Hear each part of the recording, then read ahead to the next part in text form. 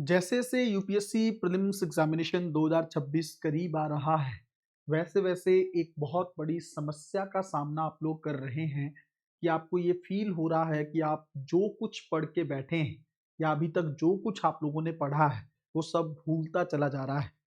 कई बार तो आपको ऐसा फील होता है कि आपको किसी भी सब्जेक्ट में कुछ भी याद नहीं है। ये डर जैसे-जैसे एग्ज़ाम करीब आएगा, ये डर और ज़्यादा बढ़ता चला जाएगा। इस डर से कैसे उभर सकते हैं? किस तरीके से अंतिम 20 दिन जो हैं, आप लोगों के लिए स्ट्रैटेजिकली इम्पोर्टेंट हो सकते हैं? इन सब चीज़ों को लेकर हम लोग बहुत गहराई से चर्चा करने वाले हैं। अगर आप लोग चाहते हैं कि प्रीलिम्स 2026 किसी भी हाल में आपका खराब ना हो, पढ़ा हुआ हर कुछ आपको कैसे याद रहेगा, अगर इस टेक्नीक को साइंटिफिक तरीके से जानना चाहते हैं, वीडियो को पूरा देखिएगा और उससे पहले वीडियो को लाइक कर दीजिए, शेयर कर दीजिए और डिलाइट आईएएस के यूट्यूब चैनल को सब्सक्राइब करके रख लीजिए। टेलीग्राम का चैनल भी ज्वाइन कर लीजिए, उसका लिंक भी डिस्क्रिप्शन में दिया हुआ है। सबसे पहली चीज तो अब जो है 20-22 दिन का गेम जो है यहाँ से और बचा हुआ है ना? मतलब आप जितनी भी तैयारी कर चुके हैं, किसी को 1 साल हुआ होगा, किसी को 2 साल, किसी को 4 साल और कई कई सालों से लगे हुए होंगे, है ना? किसी का अंतिम प्रयास भी हो सकता है। तो एक चीज जो है बहुत ही ज्यादा बच्चों को परेशान करती है और आप लोग उसका सामना भी कर रहे होंगे, वो ये कि आपको भूल रहा है सब कुछ, है ना? इस चीज को लेकर मैं क्लासेस में भी बहुत ज्यादा समस्या देख रहा हूँ, कमेंट्स में भी एक समस्या है कि सर चीजें याद नहीं रह रही हैं, इसके लिए क्या करें, है ना?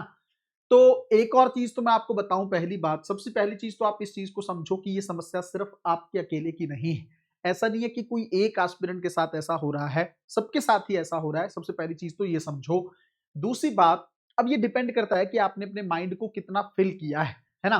अगर तो आप बहुत ही ज्यादा फैक्चुअल चीजें अभी रट के बैठे हैं और लगातार नया नया कंटेंट पढ़ते चले जा रहे हैं अभी भी, तब तो हो सकता है कि आपको कुछ भी याद ना रहे। ये बात काफ़ी हद तक सही है। बहुत ज़्यादा समस्या इस चीज़ को लेकर बच्चे फ़ील करते हैं कि जब बहुत सारा नया कंटेंट पढ़ते हैं, बहुत सारा नया फैक्ट पढ़ते हैं, तो उनमें से कई पुरानी चीज़ें जो हैं वो भूल जाती हैं और नया याद नहीं रहता है ना? एक और चीज़ समझो, तो सबसे पहली चीज़ तो जैसे मैंने आपको बताया, ये समस्या सबकी है ना? आप अकेले परेशान नहीं हो रहे। दूसरा, अभी नया कंटेंट मत पढ़िए या नई सामग्री मत पढ़िए। तीसरी, जो कि सबसे ज़्यादा इम्पोर्टेंट है और आप लोगों के लिए खुशी की बात है, कि आपको कुछ भी नहीं भूला है। जो कुछ आप पढ़ के बैठे हो वो आपको आपको याद है। आप कहोगे सर आपको कैसे पता कि हमें याद है? देखो, प्रीलिम्स का जो पेपर है ना, वो ये पेपर नहीं है कि आपको सवाल दे दिया और आपको लिखना है। प्रीलिम्स का पेपर क्या है कि आपकी आँखों के सामने जो है उत्तर दिया हुआ है, आंसर दिया हुआ है। आपको बस सिर्फ़ उस आंसर को पहचानना है। तो जैसे ही जो इन्फॉर्मेशन आपने पढ़ी है, जो फैक्ट आपने पढ़ा हुआ है, जैसे ही उससे रिलेटेड ऑप्शन आप लोगों के सामने आएँगे, आप बहुत आसानी से उसको एलिमिनेट कर पाओगे। हो सकता है थोड़ा-थोड़ा कन्फ्यूज़न हो, वो कन्फ्यूज़न क्यों होगा? जितनी ज़्यादा बार आप रिवीज़न करोगे, यही इसका समाधान भी है। बट पहले एक चीज़ समझो, अगर आपने चीज़ों को पढ़ा हुआ है, तो आप वहाँ पे एलिमिनेट कर पाओगे, सबसे पहली बात। मतलब जैसे ही इन्फॉर्मेशन आँखों के सामने आएगी पेपर के फॉर्म में, तब आपको जो आप कह रहे हो कि मुझे भूला हुआ है, वो सब कुछ याद आ जाएगा। इस बात की मेरी आपको लेकर गारंटी, पहली बात। दूसरी बात, इसका समाधान, थोड़ा बहुत जो कन्फ्यूज़न आपको रह सकता है, बारीक कन्फ्यूज़न किसी भी स्टेटमेंट को लेकर, वो होगा रिवीजन की कमी से। इस समय सिर्फ और सिर्फ रिवीजन पे ही सबसे ज्यादा ध्यान देना चाहिए। अगर आप चाहते हैं कि प्रीलिम्स के अंदर आपकी एक्यूरेसी टॉप के लेवल पे रहे, तो जितना ज्यादा हो सके चीजों को रिवाइज करिए, है ना? लास्ट तक पहुंचते पहुंचते भी कई बार आपका पॉलिटी रिवाइज हो जाए, कई बार हिस्ट्री रिवाइज हो जाए। जितना ज्यादा रिवीजन, उतना ज्यादा मेमोरी स्ट्रांग होगी, उतना ज्यादा कॉन्सेप्ट क्लियर होगा, उसी तरीके से आपको चीजें याद रहेंगी और उतनी ही ज्यादा एक्यूरेसी आप लोगों की प्रीलिम्स एग्जामिनेशन में बढ़ जाएगी। तो रिवीजन पे सबसे ज्यादा फोकस करना है, नए कंटेंट का रिवीजन नहीं करना है। जो पुराना कंटेंट अभी तक आप लोगों ने पढ़ा है, पॉलिटी, हिस्ट्री, ज्योग्राफी, अभी तक जो कुछ आपने पढ़ा है, जिस कंटेंट को आप लोग बेस बना के चल रहे हैं, उस कंटेंट को मल्टीपल टाइम तरीके से आप रिवाइज करने की कोशिश करिए।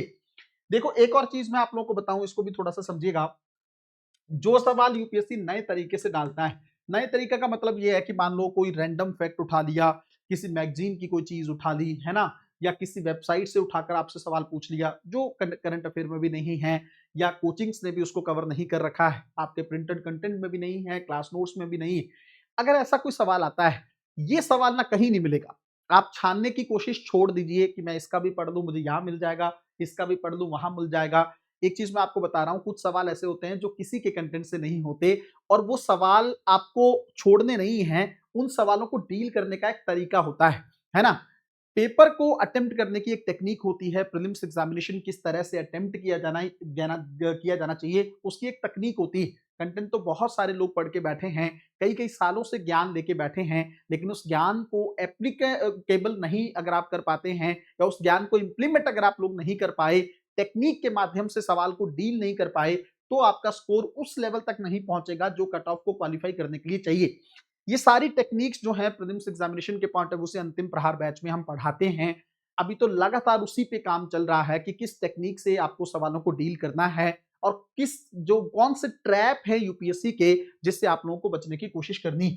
तो मैं आपको फिर से बता रहा हूं, आपको कुछ भूला नहीं है, सब कुछ आपको याद है। यह एक डर है जो हर एस्पिरेंट को लगता है, हर अटेम्प्ट में लगता है। कई लोग तो इस डर के चलते अटेम्प्ट ही छोड़ देंगे, उनको लगेगा कि इस बार मेरी तैयारी नहीं है, मुझे चीजें भूल नहीं है, तो मैं अगले साल दूंगा और अच्छे से याद करके दूंगा। ऐसा साल कभी नहीं आता है। किसी भी साल आप एग्जाम दें और इवन आपके जो सीनियर हैं जिन्होंने 3-3 4-4 बार अटेम्प्ट दे दिया है, वो अगर चाहें तो कमेंट में बाकी बच्चों को बता सकते हैं कि उनके साथ फर्स्ट अटेम्प्ट में भी वैसा हो रहा था और उनके साथ चौथे अटेम्प्ट में भी, पांचवें अटेम्प्ट में भी, छठे अटेम्प्ट में भी सेम वही चीज हो रही है। उनको लग रहा है कि उनको कुछ भी याद नहीं। ये हर साल होगा। ये एक जेन्युइन सा कंसर्न है जो आप लोग फेस करेंगे, लेकिन इसका सामना आप लोगों को करना पड़ेगा।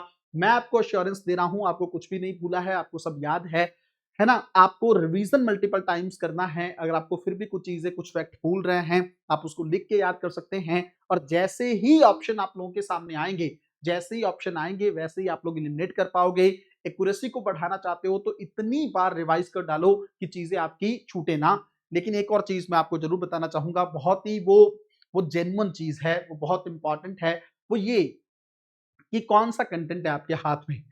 किसी कोचिंग से आपने तैयारी की है, उसका कंटेंट है क्या, उसमें सवाल फंसते हैं क्या? सबसे इंपॉर्टेंट चीज ये है, सवाल फंसने चाहिए। अगर आप किसी ऐसे कोचिंग या ऐसे टीचर से तैयारी कर रहे हैं जिसका कंटेंट पहले भी पेपर्स में आ चुका है, उस कंटेंट को अगर रिवाइज कर रहे हैं तब तो ठीक है। बट अगर आप जो कंटेंट रिवाइज कर रहे हो वो कंटेंट आपके लिए ऑथेंटिक नहीं है, वो कंटेंट वैसा कंटेंट नहीं है जिससे यूपीएससी ने पहले सवाल पूछे, है ना, या यूपीएससी के लेवल को मेंटेन करके वो कंटेंट नहीं रख रहा है, तो फिर उस कंटेंट को चाहे आप 1000 बार रिवाइज करो, उससे भी कोई खास फायदा आप लोगों को मिलने वाला नहीं।